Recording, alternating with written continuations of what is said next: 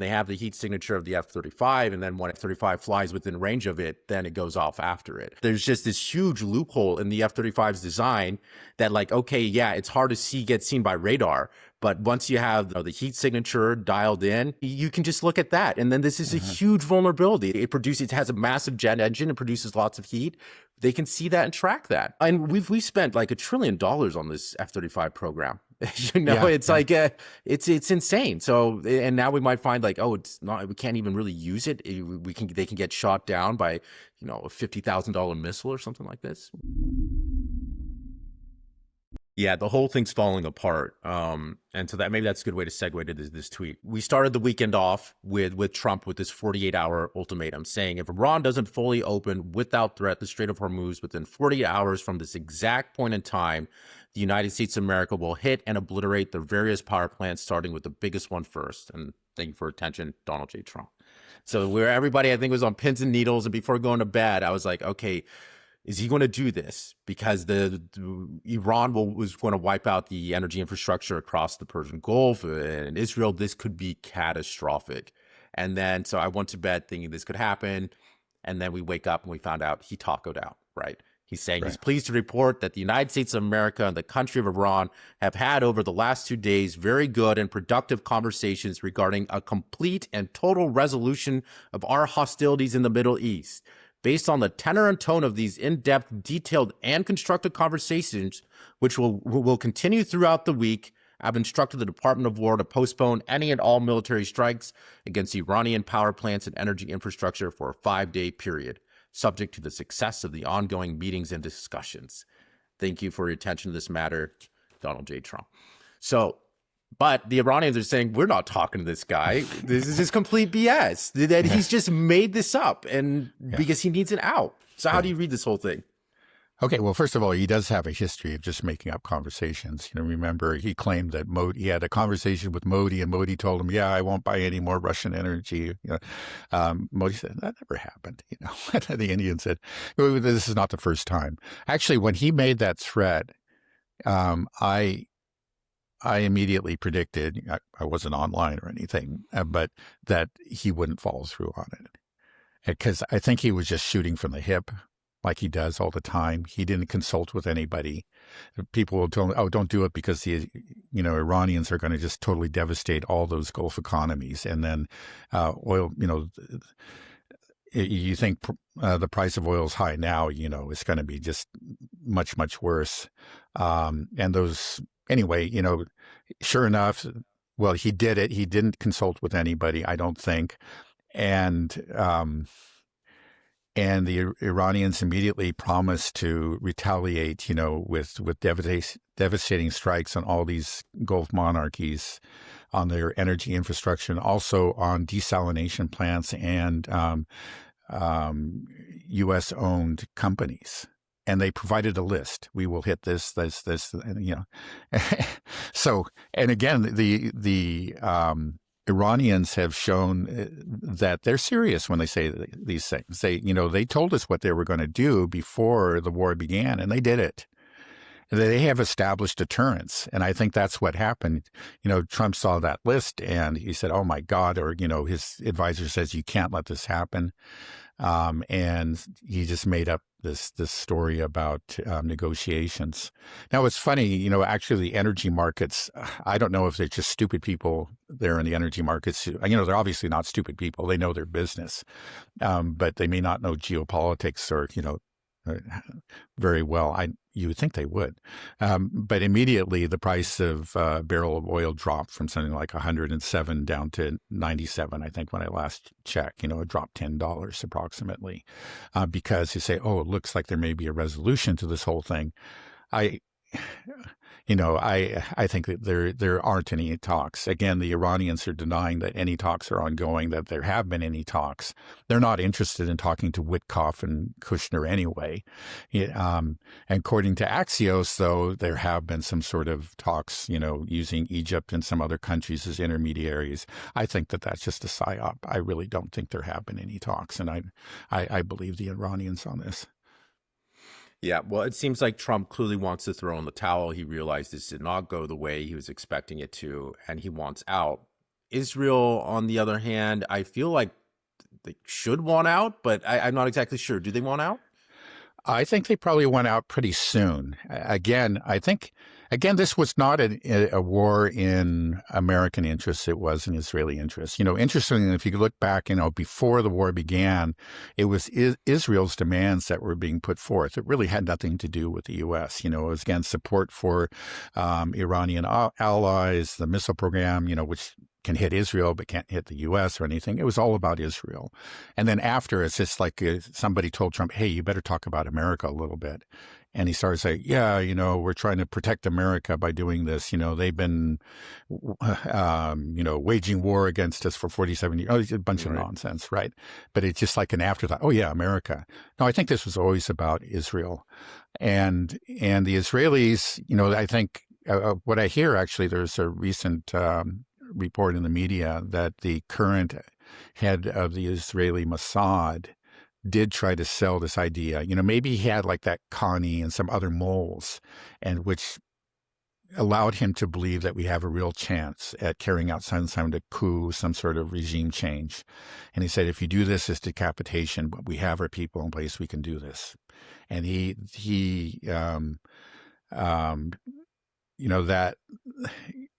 that intelligence so-called got to Trump, and it was part of what persuaded him, apparently.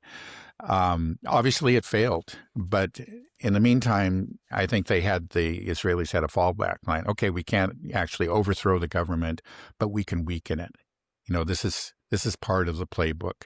Like what we do, we're mowing the lawn, like we do from time to time in Lebanon and in Gaza, and now we're mowing the lawn in Iran. Isn't that great? We're going to again weaken them. We'll degrade their capabilities, and then every once in a while we'll go back in and we'll weaken them again. Now, I think there's probably some kind of alarm about Iranian resilience. They're finding that, again, this is a country that can fight back, and we saw that over the weekend with the strikes on Dimona and Arad and Tel Aviv, that were quite significant.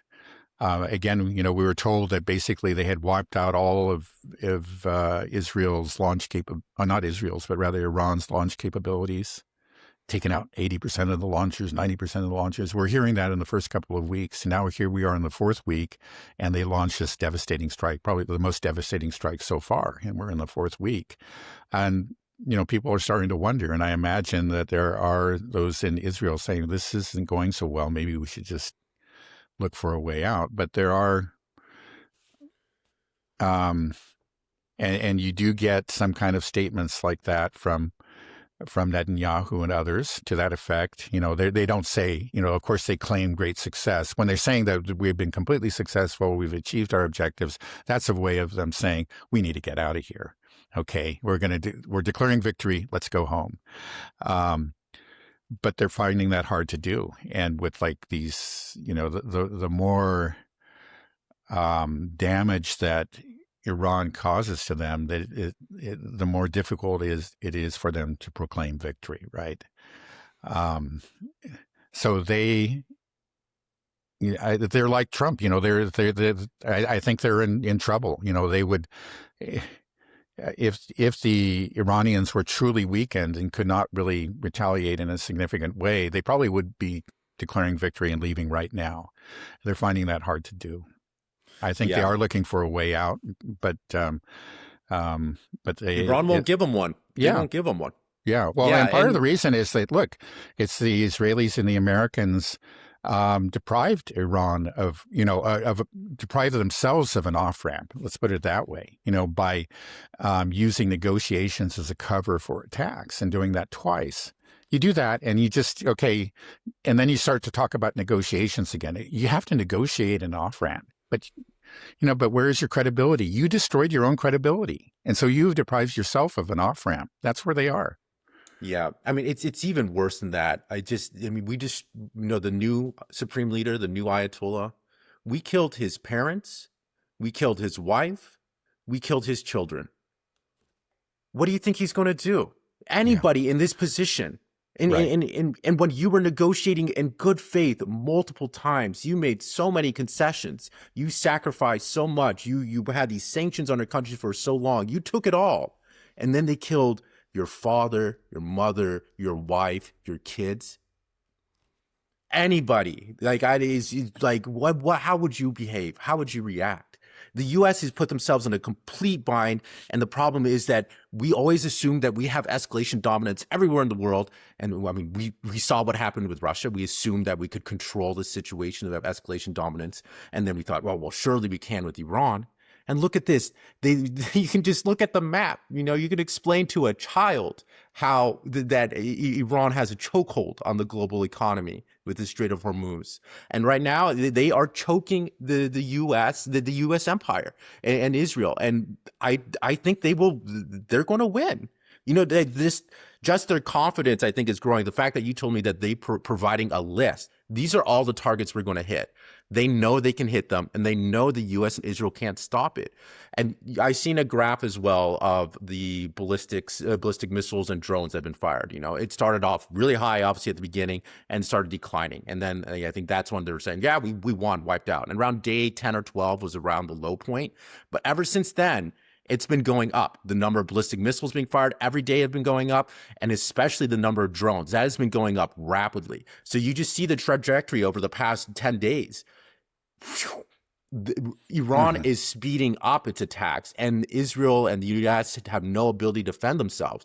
There's been basically every single radar has been destroyed to the Middle East. We're firing blind. We have to do this kind of like last second, interceptions. I saw a video as well in northern Israel where there was 16 seconds between when the Arab siren started and then the rocket hit. That's where they're at, because they just don't have the ability to even detect these things. And these are small Katyusha rockets. These are things that were like easily intercepted by the Iron Dome over and over again. Now they're just piercing through, and there's only 16 seconds warning before they get hurt. So it's insane. And I think Iran's got this in the bag. I don't see we're just going to watch Trump and Israel squirm and continue to make threats. But the more they do it, the more monstrous we look. And then if we start using the threats of nuclear weapons, more and more false flag attempts, everybody's watching it. Everybody's watching the U.S. and Israel squirm, and everybody knows that Iran is in the right. Israel and the U.S. are in the wrong, and anything that they try to do will be looked at as just an evil, aggressive, expansionist, whatever move that nobody's going to respect. That's just criminal. Yeah, right. No, it looks very grim for the U.S. and Israel. They can continue to do a lot of damage. Apparently, they're doing less damage. I've heard that I think pretty much after 2 weeks, the number of sorties fell off significantly. And now it's much lower than it was at the beginning. And I think that's a sign that they are running out of munitions, and probably their planes too are starting to show wear and tear. Again, the F-35 it's a very formidable aircraft when it's operating well and it's well maintained, but it is a very fragile aircraft. It requires a lot of maintenance. And even during peacetime, it's something that's generally well below 50% of aircraft are actually combat capable. It's closer to 25%. And now I'm sure that that's way, way down. I mean, so that all those, again, we're coming up against these hard limits on the U.S. side.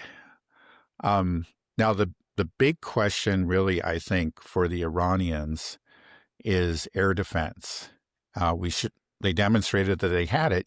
They did strike that F-35. That's been confirmed. There was a report of hitting an F-15. I don't know if that's been confirmed or not. But it is confirmed that they hit that F-35. And yeah, they don't have the kind of air defense that Russia has. Nobody does, outside of Russia. But they do have air defense, and it doesn't have to be 100% or even close to it. Even if it's 10%, if they can occasionally, strike an American aircraft, that's enough, because we have very little tolerance for that. I mean, that's just a really bad look. And, we do not want to be losing pilots and aircraft over Iran. So if just every once in a while they can strike an aircraft with their kind of their very mobile, rather simple but very effective air defense, they can keep, by and large, they can keep American aircraft out of their airspace, which makes a big difference, because that means if the Americans and the Israelis can't just fly over Iran unimpeded, that means that they can't drop the dumb bombs, of which there is almost an unlimited supply. That they will be forced to continue to perform these standoff strikes, and that it is dependent on missiles that are in very limited supply, and apparently the stockpiles have really run down very rapidly over the last couple of weeks, and the amount of damage that they can do is very limited in that case. So this is a big question: it's just how effective Iranian air defense is, and I think that will. It won't necessarily determine the outcome of the war, but it will be if Iran can keep the Americans and the Israelis out of their airspace, their position is much stronger, and the Israelis and the Americans will essentially have to give up sooner. If they can't, and let's just look at a worst case scenario, and that the Americans and Israelis start to dominate the skies of Iran. They can start dropping dumb bombs. Well, remember, like in Vietnam, we dropped 7.5 million tons of bombs. In the end, we had to give up. It's still, it will mean that Iran will suffer greatly, but it doesn't mean that we can defeat them. Yeah. I don't know how true this is, but I've been looking into some of the air defense stuff and what took down the F-35. And from what I've seen on like Chinese social commentary, and then also just some videos on X, that what they have is almost it's like a semi-loitering missile. It flies in a large figure eight pattern and can stay up for a long time, and it's looking for heat signatures, and they have the heat signature of the F-35, and then when it gets close, the F-35 flies within range of it, then it goes off after it. And apparently, the F-35, they're not designed to really for this at all. It's actually not even, they don't even detect the missile until it's almost too late. It's too close. So if this is true, that there's just this huge loophole in the F-35's design, that okay, yeah, it's hard to get seen by radar, but once you have the heat signature dialed in, that's all you can just look at that. And then this is a huge vulnerability. It's okay, well, I guess this, this thing isn't invulnerable or invisible. It's you can see it has a massive jet engine. It produces lots of heat. They can see that and track that. Right. It's just, and we spent like $1 trillion on this F-35 program. It's it's insane. So, and now we might find it's not, we can't even really use it. They can get shot down by, a $50,000 missile or something like this. Right. Yeah. No, I think it was also a Chinese source that described that there is this drone, that is capable. We don't know how many of them the Iranians have. It's something that they, I think, started developing fairly recently. So we don't know how far along that program is. But they do have also ground air defense. It's very small, mobile. You can hide it in a shed, and then when you have reason to believe that there is enemy aircraft in the area, you bring it out, and it doesn't use radar. Again, the problem, radar can see far, and it has those advantages, but it's also very visible to the enemy. Once you turn on the radar, they can detect the radar signals and go after it, right? So radar itself can be, is quite vulnerable. But they use this passive systems, like you say, heats, it's infrared. They're looking for the heat signature, and also just plain old, photo, A visual. yeah, just Right. it's just visual imagery, right? Yeah. Exactly. And again, that's passive. This doesn't actually produce any signal that's detectable by the enemy aircraft. So they go out, they get they detect that there's an aircraft. They get the heat signature or maybe just the direct image, and they fire quickly, and then they can move the portable air defense system back into its hiding place. And we that I don't know what was used in the case of that F-35. I think it could have been one or the other. But apparently they do have both systems. And again, it's not fail safe, because the problem is, they don't have the radars that can detect the aircraft, from a distance away. So they don't know exactly what they're coming, but they have a lot of these little ones. Occasionally they'll get lucky. And I think that's all they need to be. Mm-hmm. If they're occasionally lucky, that's enough. If they can, every week or two, they hit an American or Israeli aircraft, I think that's more than we're really willing to tolerate. Yeah, and they will get better the Iranians will get better over time on Uh-huh. targeting these. It will be refined. It's just the nature of war. We see how it goes. Anybody that's been following the Ukraine war understands that as well, that, it takes a little while to develop, these heat signatures, these profiles, but once they do, they refine it, and then they can neutralize these systems pretty effectively. So that's what I predict what's going to happen. And, I was just talking about that graph and seeing the massive uptick in drones and ballistic missiles being fired by Iran.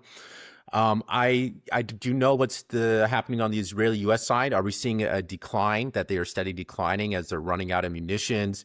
Stratotankers are being destroyed. The ability to continue these sorties for so long. We're talking about maintenance issues with these aircraft. Are we seeing just a steady decline in our ability to keep on striking Iran?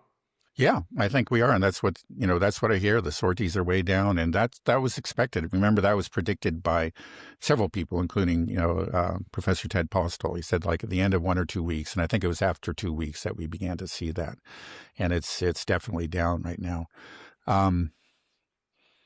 Yeah, while Iranian strikes go up, we don't know how many missiles they have, but they have more than already. We know that they have more than what some people were claiming. There were some Israeli officials that said they maybe have a total of 2,500 missiles or whatever. Apparently, they fired 3,000 already. So we don't know how many they have, but they have been preparing for a long time. They may have many tens of thousands. I'm sure they do. And the question is, how many tens of thousands? Right. I mentioned this before, but the more important thing isn't just how many they have in stockpiles. It's the productive capacity. And, this is a Chinese commentary as well that I've been reading. It's just saying that they can hold this up indefinitely, that, we know Iran has these massive missile cities. And now that they are in a war, that they're going to be able to ramp up production even more. They have inputs coming from China. They can expand their production capacity. And the U.S. and Israel can't. We see that. We've seen it. It's just amazing to me. The start of the Ukraine war, we notice, we have a massive problem with Patriot interceptors. We only make 650 a year. We got to bump this up. Let's try to double it. 4 years later, maybe we got an extra 50 a year. Maybe we're at 700. Like, what's happened. We can't do it. So I think we are just in a huge bind here. And I think Iran's grand plan for all of this is that all they have to do is keep the Strait of Hormuz closed. Nothing the U.S. and Israel say or do can open it. And the longer they will keep on strangling the U.S. like that, and they will force the world to dump the dollar. We'll say, like, okay, you want your oil? Here you go. Right. Like you use RMB. We're using renminbi now. No more. And then right. And then it's over.